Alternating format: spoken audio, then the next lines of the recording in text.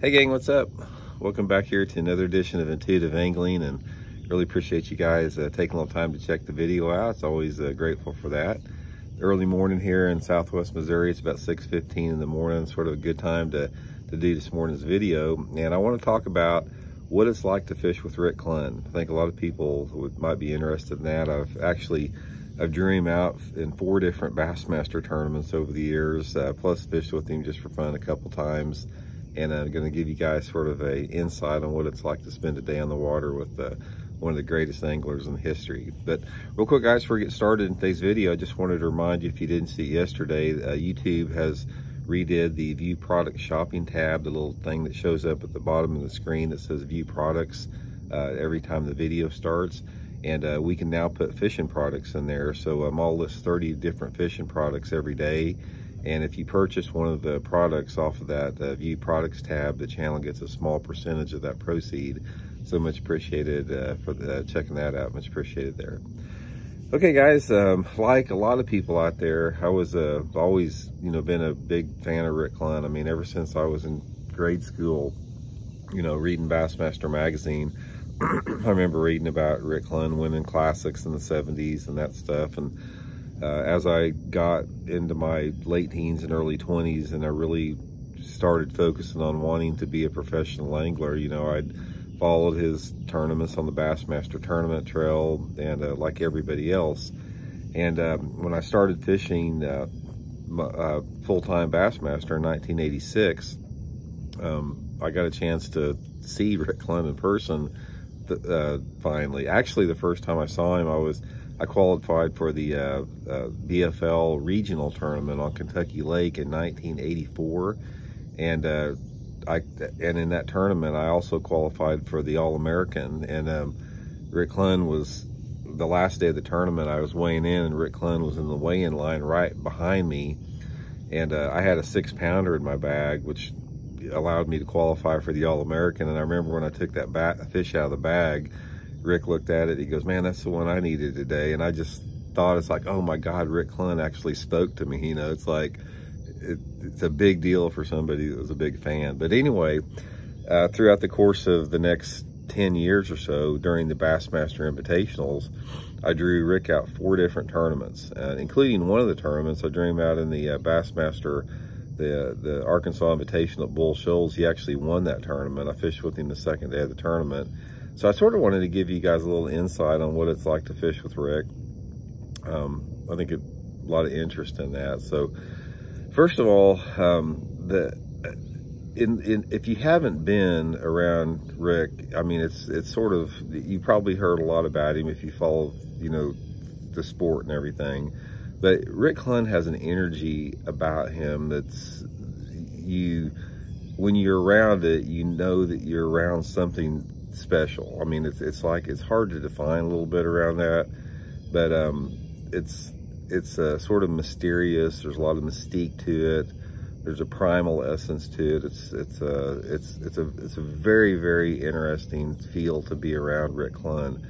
And when you're in the boat with him, it's sort of the same thing. It's like he has a level of intensity and focus in the boat that I've never really seen before. I mean, it's like, you can tell that he is out there to win every tournament. I mean, there's like, when you get in the boat with him, it's like, it's all business. There's no unnecessary emotions or talking. It's just, he's there to win that tournament.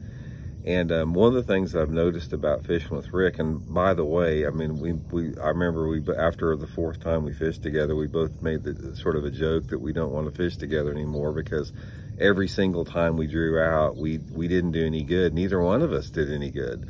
The tournament he won at Bull Shoals, he had 19 pounds the first day, and then he had like 6 pounds when he fished with me, and then he had 19 the last day and won the tournament. And it's like, every tournament we've drawn out, we just sort of, for whatever reason, we just did not catch him. But that still didn't take away from the opportunity that I had to learn about that. And by the way, Rick is a chocolate hog. I just wanted to mention that. I remember we fished together. We drew each other out at the Megabucks tournament at Lake Gunnersville, And I think I'd forgot to bring any food with me, and Rick had like 5 or 6 Hershey's bars with him, and he didn't offer me one. It's like, dang, man, that guy's, I thought he's gonna at least offer me a candy bar, but he didn't. So he likes his chocolate anyway. But anyway, the times we fished together, one of the things that I learned about fishing from Rick, just from observation, and when I drew him out, it's like,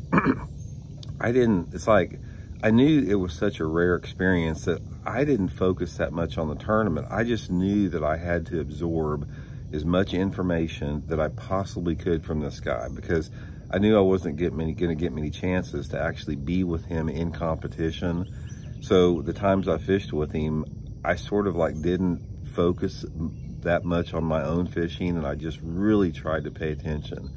And one of the things that I learned from him real quick, and one of the things you'll notice if you've ever fished with him competitively, is how he leaves no stone unturned when he's fishing. It's like he gets into an area and it's like there's nothing in that particular area that he doesn't target or hit. It's like I've never seen an angler that maximizes his water as much as he does. It's like targets that I normally wouldn't consider key targets, you know, he would hit those areas and catch fish in them. Another big thing I noticed about is his fish fighting technique. I mean, when he got a fish on, it's like he switched into a different mode. It's like every motion that he made was calculated, and you could tell he'd rehearsed it over and over again. He doesn't lose many fish, and one of the things I've really appreciated fishing with him is watching him fight fish and how he handles them. And I remember he caught we drew each other at Lake of the Ozarks in one tournament, and I think he caught like a 5-pounder that day, and on a squirrelbill crankbait. And I remember how aggressive he was with that fish until he wasn't. Once he got that fish to the boat and he realized that it was hooked by one barb, then he slowed the pace down. But I just remember how he really tried to gain control of that fish, and how he got the fish to the boat really quick without getting it to the boat too quick. Just really a master of it with that. But you know, aside from that, it's like when you're fishing with somebody like that, it's like, you know, there's a big difference between fishing with somebody like Rick Clunn, that's won 4 Bassmaster Classics and a bunch of other titles like that, and fishing just with other good anglers. And I can't really, to be honest with you, I can't really identify what it is other than the little bitty small things that don't seem to be that significant, but they obviously are extremely significant. You know, just decisions on the water, boat angles, casting angles, speed or retrieves, all that type of stuff. Just the intensity and the focus that is required every single cast. When you're talking about terms of greatness, being good versus great, and Rick is a truly great angler, it's like you get out there and you expect somebody to be just like, not like anybody else, just like completely different as far as how they approach fishing. But it's really the little things, and it's the things that are not really spoken. It's the things that are really abstract and subtle that make a huge difference. That's the difference between being a champion and somebody else. And then, of course, you can't really get into somebody's mind. I mean, fishing in its purest sense, not anymore since LiveScope are in the sport, but fishing the way that Rick dominated the sport for so many years, it's a really primal, mental, emotional sport. When you're talking about being in close quarters with the fish, when you're talking about having to be intimate with pieces of cover, there's an aspect of your mental approach there that nobody really knows what's going on. I mean, I never really knew what was going on in Rick's mind. I mean, or, you know, what he was thinking about when he was fishing as far as his intention and desire for the day. But obviously it was very effective. And then I've had a chance to, fortunate to be friends with him throughout the course of the year. We've went on vacation up in Canada fishing together, and it's just a really unique, really special dude. And like I said, it's watching him throughout his whole career, and even now, I mean, it's sort of inspiring to everybody. I mean, I think he's been the oldest. Well, yeah, I know he's the oldest angler ever to win an Elite Series tournament, but he may be the oldest angler to win a Bassmaster tournament. I can't remember. Shorty Evans won one when he was really old one time, but I'm not sure with that. But anyway, that's sort of what it was like fishing with Rick, you know, a little bit out there. Another thing that I liked about fishing with him when we took his boat, I think we took his boat 3 times and we took mine once in those tournaments, but he's just sort of a grandma driver like I am, and I really like that. It's like he gets passed by everybody.